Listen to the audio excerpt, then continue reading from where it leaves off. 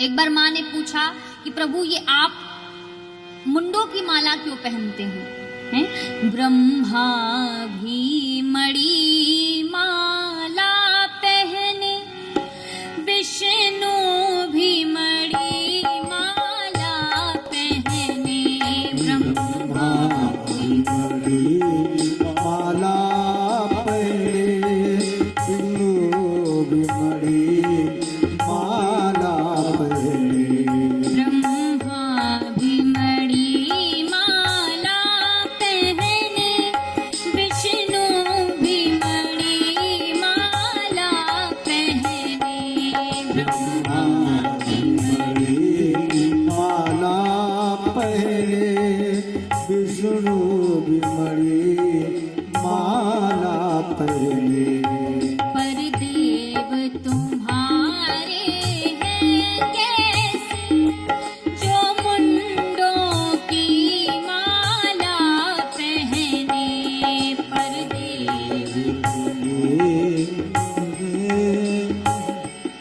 चमड़ों की माला पहने, पर देव तुम्हारे हैं कैसे, जो मुंडों की माला पहने, पर देव तुम्हारे हैं कैसे, मुंडों की माला पहने। ब्रह्मा भी मणि माला पहने, विष्णु भी मणि माला पहने।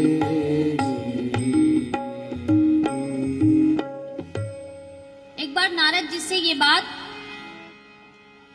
जी ने ये बात माँ पार्वती से पूछी थी कि माँ, जब मैं ब्रह्मलोक जाता हूँ तो मैं देखता हूँ कि ब्रह्मा जी बढ़िया सुंदर पुष्पों की माला पहने हैं, रत्न मणि माला पहने हैं। क्षीर सागर जाता हूँ तो मैं देखता हूँ कि भगवान विष्णु सुंदर सी पुष्पों की माला पहने हैं। पर जब मैं कैलाश आकर के देखता हूँ कि लेकिन आपके तो पति मुंडों की माला पहने हैं, तो माँ क्या आप जानती हैं कि ये मुंड किसके हैं? तो यहाँ पर ये कथा आती है और इसी प्रकरण में महाराज शुकदेव जी का जन्म की कथा भी आई है। तब बाबा ने माँ को श्रीमद् भागवत की कथा सुनाई है। ये बहुत विस्तार से कथा है, अगर इस कथा को श्रवण करेंगे तो महाराज पूरा समय इस पे ही निकल जाएगा। ये भागवत में कथा बड़ी विस्तार से आती है कि किस प्रकार शुकदेव जी का जन्म हुआ, किस प्रकार बाबा ने माँ को कृष्ण कथा सुनाई है। ये जितने हम दुनिया में अध्यात्म के साधन देखते हैं, ये सभी शिव और पार्वती की देन है। चाहे रामायण हो, भागवत हो,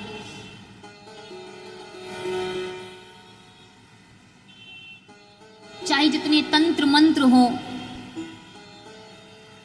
ज्योतिष विद्या हो, जितने देख रहे हैं सब शिव और पार्वती की देन है। माँ ने बाबा से प्रश्न पूछे और बाबा ने उत्तर में अध्यात्म के साधन प्रकट किए हैं।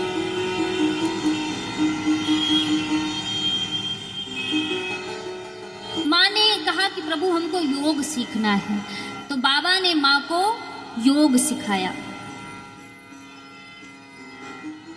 बाबा ने अपने डमरू को बजाया तो डमरू से 14 सूत्र निकले और उन सूत्र से व्याकरण बनी।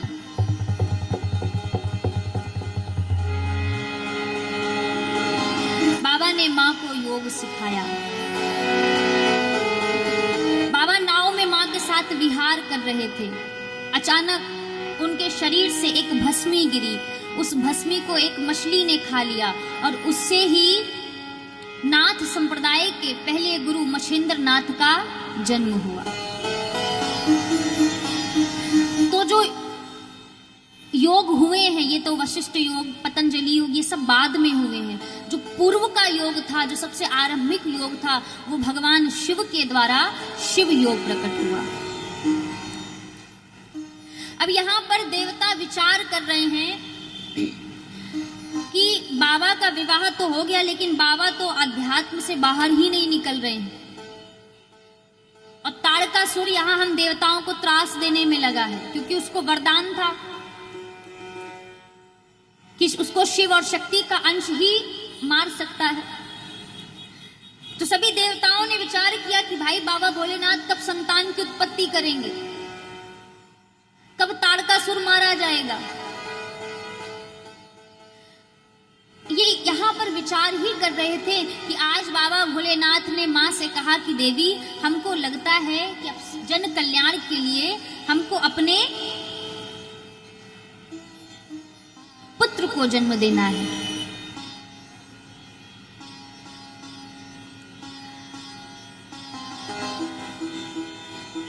तो महाराज आज बाबा भोलेनाथ माँ पार्वती के साथ विराजमान हैं, संतान उत्पन्न करने के लिए बैठे ही थे, लेकिन इन देवताओं से रहा नहीं गया। ये देवता दौड़े दौड़े आए बाबा भोलेनाथ के पास। विष्णु भगवान ने मना किया कि देखो,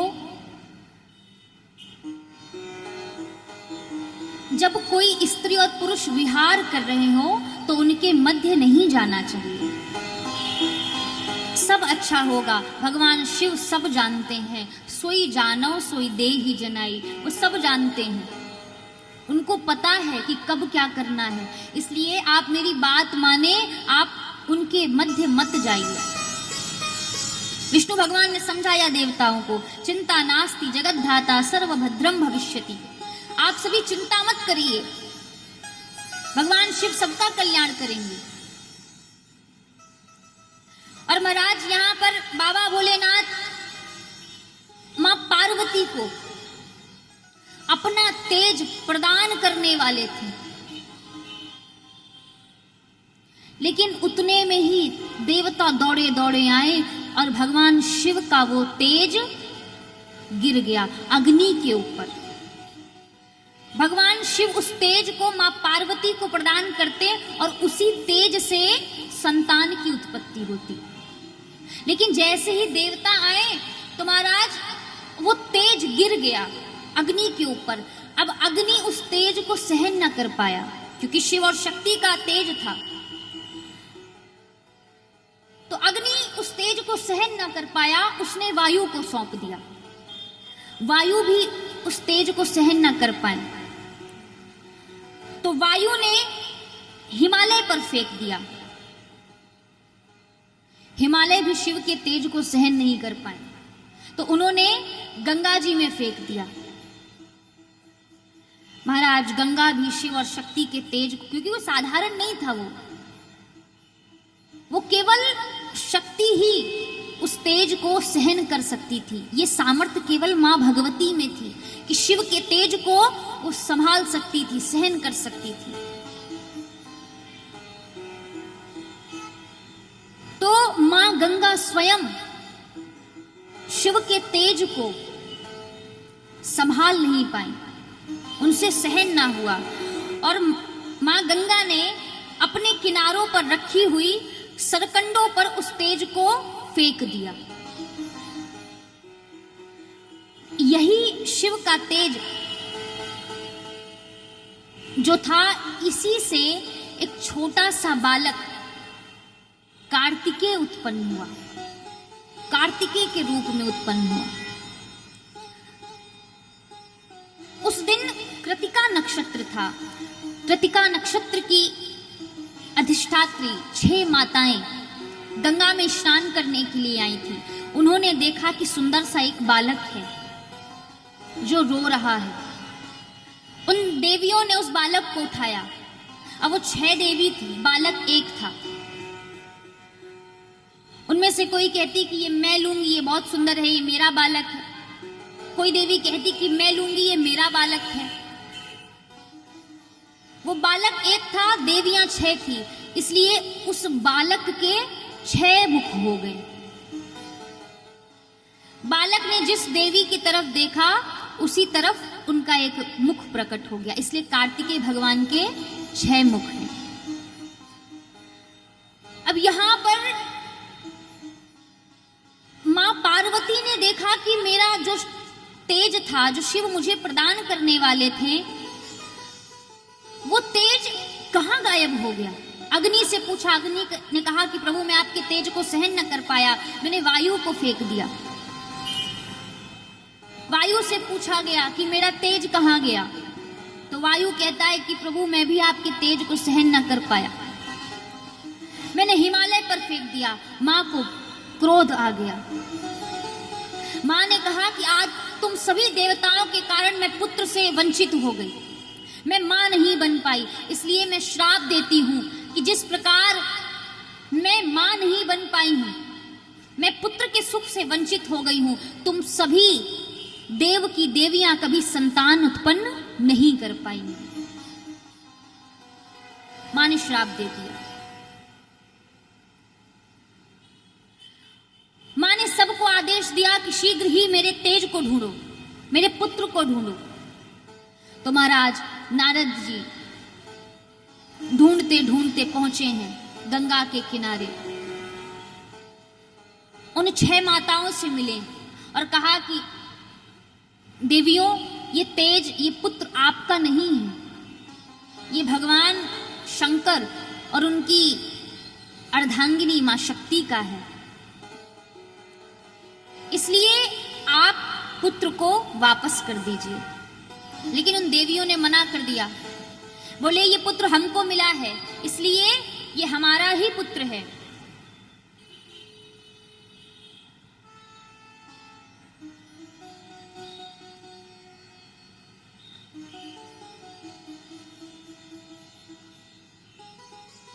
इसलिए ये पुत्र हमारा ही है, हम इस पुत्र को नहीं वापस कर सकते हैं। तो नारद जी ने कहा, देवियों ये पुत्र हमें वापस कर दीजिए, क्योंकि इनका जन्म किसी कारण से हुआ है, ये शिव और शक्ति की संतान है। ये भले ही शिव और शक्ति के संतान हैं, लेकिन ये आपके ही नाम से जाने जाएंगे, इसलिए उस बालक का नाम पड़ा कार्तिकेय। बोलिए कार्तिकेय भगवान की।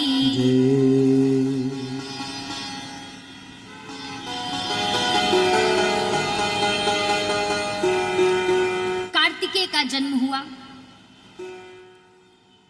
उन कृतिकाओं ने उस बालक को वापस मां को सौंप दिया। इन्हीं को हम कार्तिकेय कहते हैं। कार्तिकेय को सभी देवताओं ने आशीर्वाद दिया।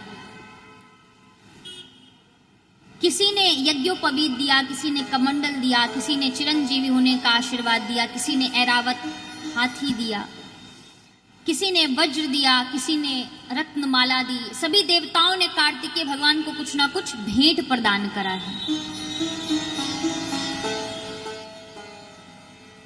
और सभी ने कार्तिकेय से निवेदन किया कि पुत्र, तारकासुर नामक जो दैत्य है वो तुम्हारे द्वारा ही मारा जाएगा, इसलिए तुम शीघ्र ही हमारे साथ चलो और उस असुर का वध करो। तो महाराज आज कार्तिकेय देखने में तो नन्हे से बालक हैं, किंतु उनकी शक्ति का कोई था नहीं है, अथाह शक्ति है।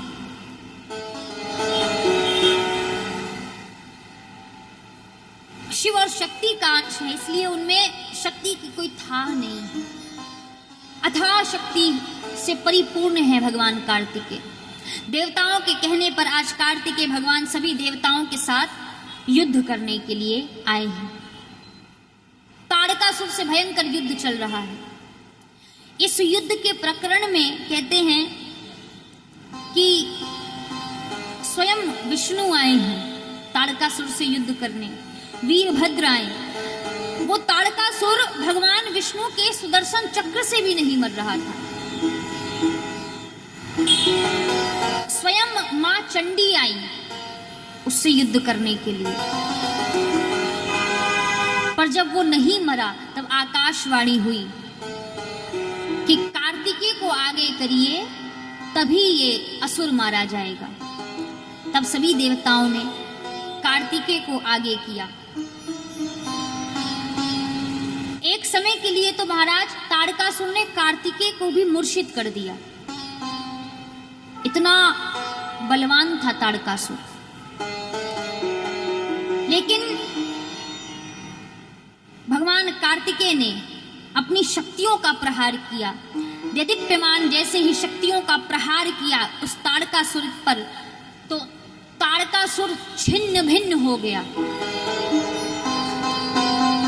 सभी देवताओं के देखते देखते कार्तिकेय भगवान ने उस असुर के अंग को छिन्न भिन्न कर दिया अपनी शक्तियों के प्रहार से। जैसे ही वो असुर भगवान कार्तिकेय के द्वारा मारा गया तो सभी देवता भगवान कार्तिकेय की जय जयकार करने लगे। बोलिए कार्तिकेय भगवान की जय। उस ताड़कासुर का वध हुआ, धड़ाम से पृथ्वी पर गिरा। भगवान शंकर प्रसन्न हो गए। भगवान शंकर ने कहा, कार्तिकेय तुमने आज बहुत सुंदर कार्य किया है, इसलिए आज से तुमको मैं देवताओं का सेनापति घोषित करता हूं। जब भी देवताओं को कष्ट पहुंचेगा तब सबसे पहले तुम आकर के इनकी सहायता करोगे। तो इस प्रकार कार्तिकेय भगवान की कथा आई है। अब यहाँ पर कथा आती है गणेश भगवान के जन्म की, कि किस प्रकार भगवान गणेश का जन्म हुआ। इदानीं श्वेत कल्पोक्ता गणेशोत्पत्तिरुच्यते। एक बार की बात है, शिव और पार्वती के विवाह के उपरांत एक दिन मैया विचार कर रही थी कि बाबा भोलेनाथ के इतने सारे गण हैं, भगवान शिव की सभी आज्ञा भी मानते हैं, तो कोई ऐसा हो जो मेरी भी आज्ञा माने।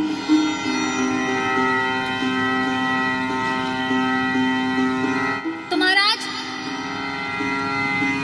मां ने विचार किया कि कोई गण मेरा भी होना चाहिए जो केवल मेरी आज्ञा माने, जिसके लिए केवल मेरी आज्ञा सर्वोपरि हो।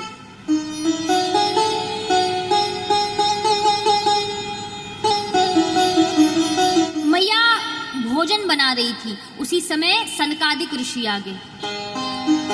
मैया उन ऋषियों को देखकर थोड़ा संकोच करने लगी। अब भाई कैलाश में वहां दीवारें तो थी नहीं, है ना, जो होता था सब खुले में होता था।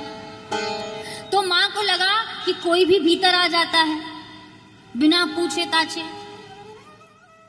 देखो, जब हमारी पहुंच ऊपर तक होती है ना, तो हम नियमों का उल्लंघन करने लगते हैं, है ना। तो मैया ने विचार किया कि कोई हो जो मेरी भी आज्ञा माने। मैया यहां अपनी सखियों के साथ स्नान कर रही थी। उनकी जो सखी हैं, प्रिय सखी जो हैं जया और विजया, उनके साथ स्नान कर रही थी। उसी समय द्वार पर बैठे नंदी को डपट कर भगवान शंकर भीतर प्रवेश कर गए। अब जैसे ही भगवान शंकर भीतर आ गए तो मैया को थोड़ा संकोच हुआ कि मैं स्नान कर रही हूं, अपनी सखियों के साथ हूं और बाबा आ गए। तो जया विजया ने कहा कि माँ, आप लग रहा सही कह रही थी कि कोई ऐसा होना चाहिए जो आपकी आज्ञा माने, जो आपका गण हो, क्योंकि ये सब तो बाबा भोलेनाथ के गण हैं, बाबा की आज्ञा मानते हैं। अब बताइए, हमने नंदी को द्वार पर नियुक्त भी किया था कि कोई भीतर ना आने पाए, लेकिन फिर भी बाबा भोलेनाथ भीतर आ गए। तो कोई आपका गण होना चाहिए। महाराज, ऐसा विचार करके आज मां पार्वती ने अपने पूरे शरीर पे पहले चंदन मला, पूरे शरीर पे चंदन मला और बाद में उस चंदन को निकाल दिया। और अस्मिन प्राणः प्रतिष्ठन्, उस निकाले हुए चंदन पे, जिसको हम मैल कहते हैं, देखो ये सामर्थ्य तो केवल माँ में ही है, हम में नहीं है ना। उस निकाले हुए चंदन पे पहले माँ ने उसको सुंदर सी आकृति प्रदान करी और बाद में उसमें प्राण डाल दिए। प्राण डाल दिए, वो सुंदर सा बालक बोलने लगा। उसको सुंदर से वस्त्र पहनाए, स्नान ध्यान कराया, माथे पर तिलक लगाया, पुष्पों की माला पहनाई।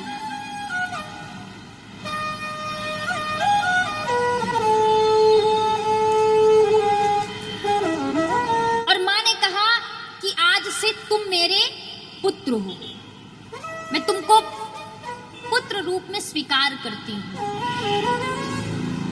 भगवान गणेश ने उनको प्रणाम किया और कहा, मां आज्ञा करिए, आपकी आज्ञा ही मेरे लिए शिरोधार्य है।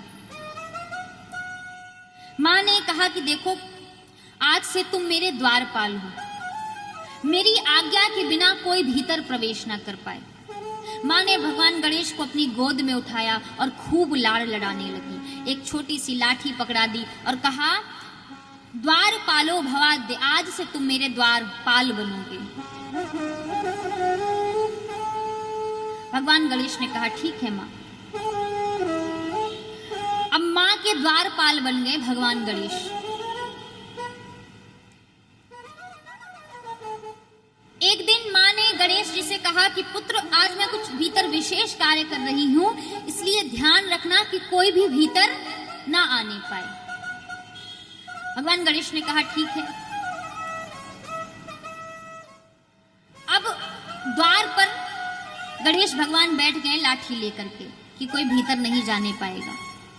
उसी समय बाबा भोलेनाथ आ गए अपने गणों के साथ। नंदी, भृंगी, श्रृंगी ने देखा कि आज कोई नया बालक है द्वार पर। बाबा ने उस बालक से कहा, हटो यहां से, मुझे भीतर जाने दो। तो भगवान गणेश ने कहा कि आप भीतर नहीं जा सकते, मेरी मां की आज्ञा है कि बिना उनकी आज्ञा के कि कोई भीतर प्रवेश नहीं कर सकता है। बाबा ने कहा, अरे मूर्ख बालक, ये सभी आज्ञाएं दूसरों के लिए हैं, मैं उनका स्वामी हूं, मैं उनका पति हूं, ये आज्ञाएं मेरे लिए नहीं हैं।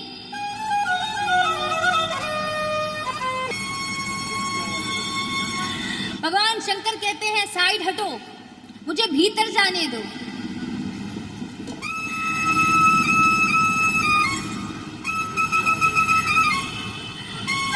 तो भगवान गणेश ने मना कर दिया कि आप भीतर नहीं जा सकते।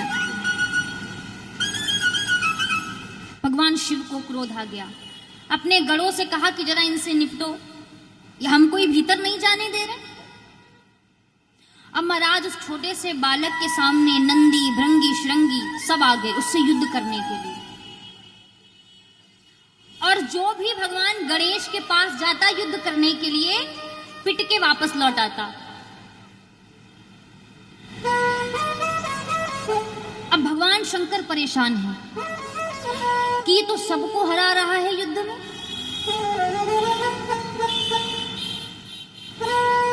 भगवान शंकर ने कहा, कुछ तो करना पड़ेगा। भगवान शंकर भीतर जबरदस्ती प्रवेश करने लगे।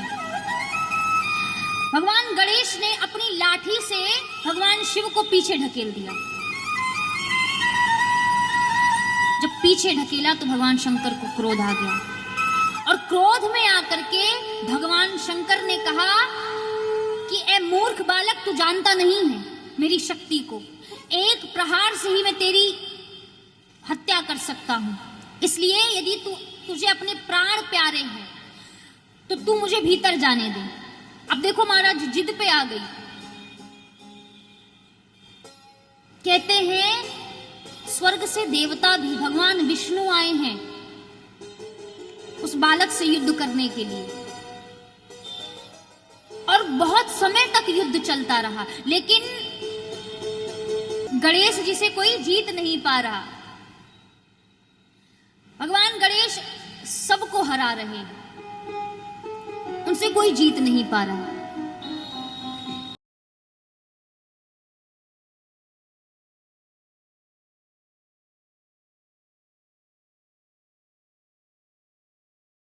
आनंद टीवी से जुड़ने के लिए आप हमें व्हाट्सएप करें 9277395752 पर।